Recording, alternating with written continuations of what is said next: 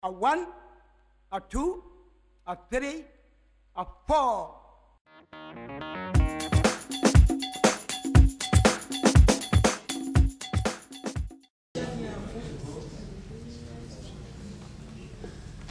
But the reality, since we got into office, that we had to confront with that the bulk of the people who were even in that service, we cannot. I, as governor of Ekiti State, even as I stand before you, I cannot tell you that I know the number of because there is a whole lot of scams, a whole lot of malfeasance that goes on. There are people who are not in the service who are earning salaries. There are people who are earning pension in Ekiti who have been dead for 20 years. So we again have to practice what we preach. So we put in a technological approach to it. We put in a biometric system to enable us assess precisely who works for the state. And there are lots and lots of interesting revelations that are coming out. We haven't finalized the exercise, but we believe that by the time we finally have the totality of the picture, we may well reduce the cost by about 50% in the state.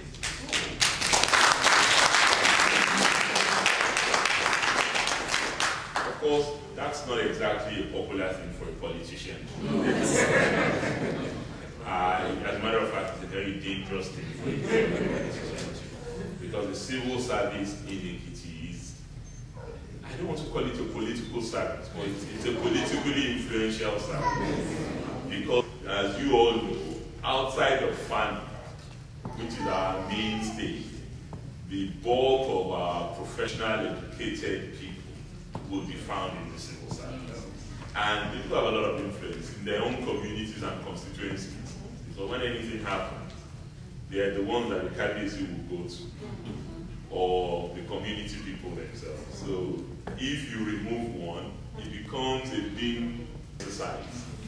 When we did the examinations for the permanent secretaries,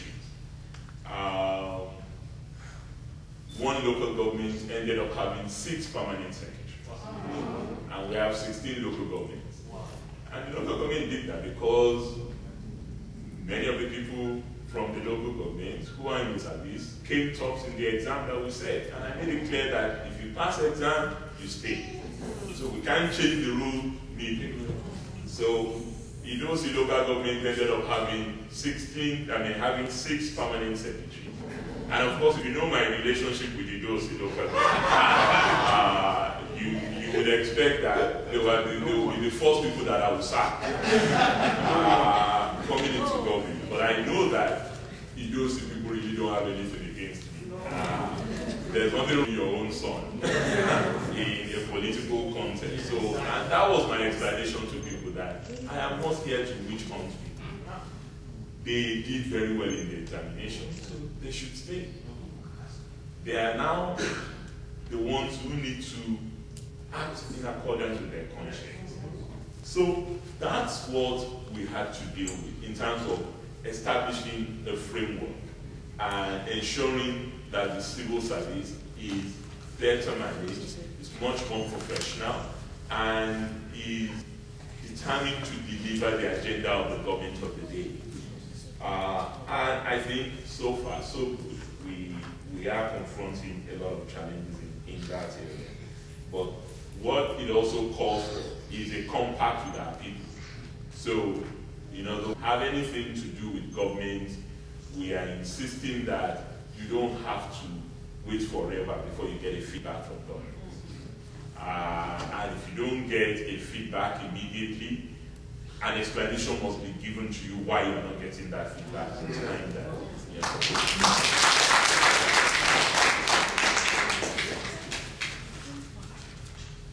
But we met a really parallel situation on the ground when we came.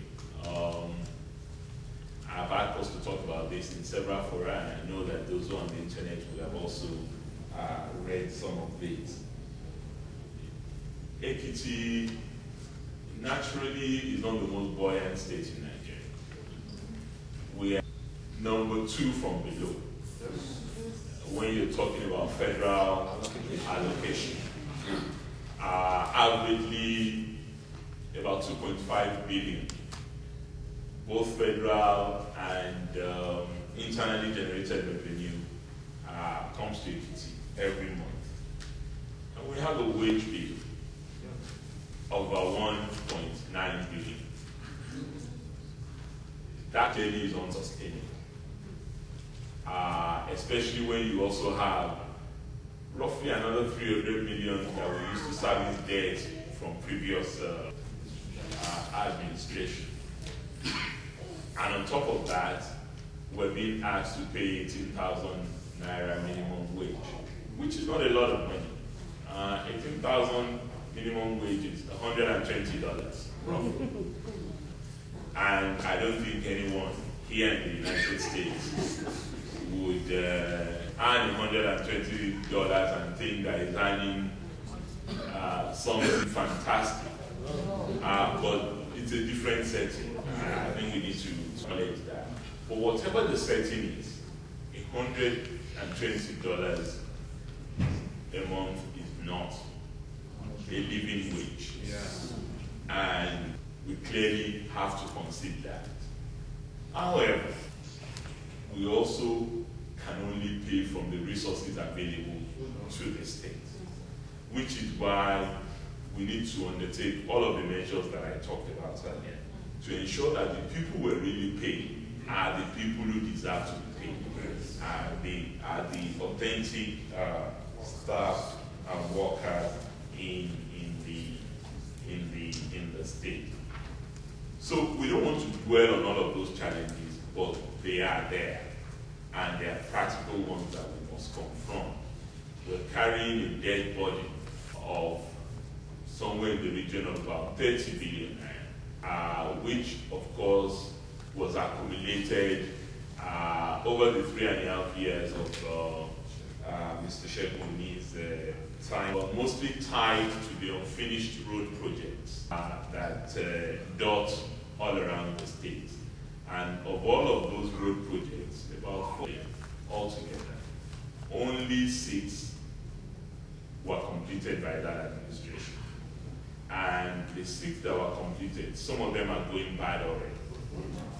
So, which means these were not contracts properly handled, because averagely any road solidly built should last for 5 to 10 years before it starts developing problems.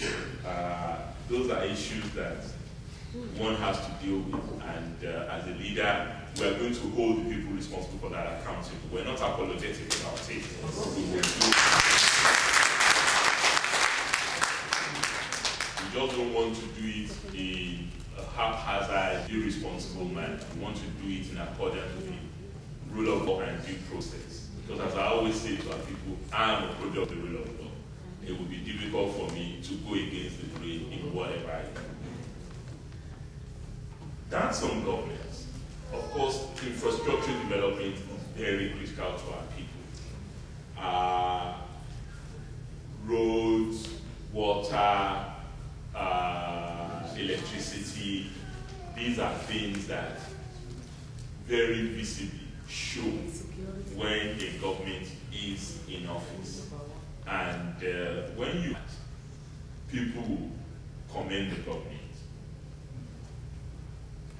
I've talked about the roads that are incomplete from the last administration. And our attitude to that is that we will not let any project go abandoned. We will complete the roads that currently have been embarked upon by the last administration, and ensure that we find the resources to do that as quickly as possible. It may take longer than we anticipate, but we will still make sure that those roads are completed, particularly the nodal roads that link communities and interstate roads, because Ekiti, as you may all have been aware, has become the major route to Abuja now for those who are going where they use rather than any other place. And that does have its own impact on the road, because if the roads are not constructed for Dangote trucks and all these heavy-duty vehicles, so when they ply the road regularly, of course the lifespan of the road becomes shorter. So we have our own view on going to put toll on a number of roads in the world.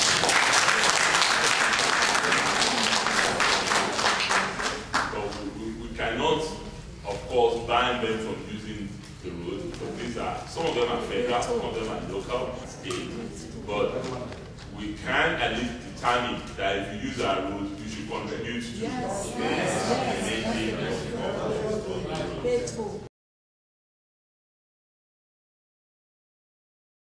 My name is Pastor Olumide Olamoshu. I'm a legal practitioner. I was part of this forum today with the Governor of Ekiti State, Dr. Fayemi, and from my observation, he looks very sincere about what plans he has for Ekiti State. By the special grace of God, with all our prayers, I believe he should be able to achieve much within the 4 years that he has, and if it's the will of God, he will be able to get another 4 years to join the first term. With all the plans that he has stated, with all our support, and also with Nigerian practicing a true federalism, I believe all the problems that Ekiti State has will be able to be met and partly solved, and he would have been able to lay a very solid foundation for Ekiti State. My name is Joseph Tolu. I'm the Vice Chairman of Ekiti Focus Group. We are happy and delighted to have our People's Governor around in person of Dr. Kayode Fayemi, for taking his time out of the crowded schedule to honor our invitation. It was a very impressive meeting, and everybody came from around the Maryland metropolitan. It was very successful, and we are highly informed. And we know that by the time the governor will be going back home, we wish him a safe journey back home, and next time, all things being equal, we'll be able to have him again. We thank the governor for his time. God bless. Bye.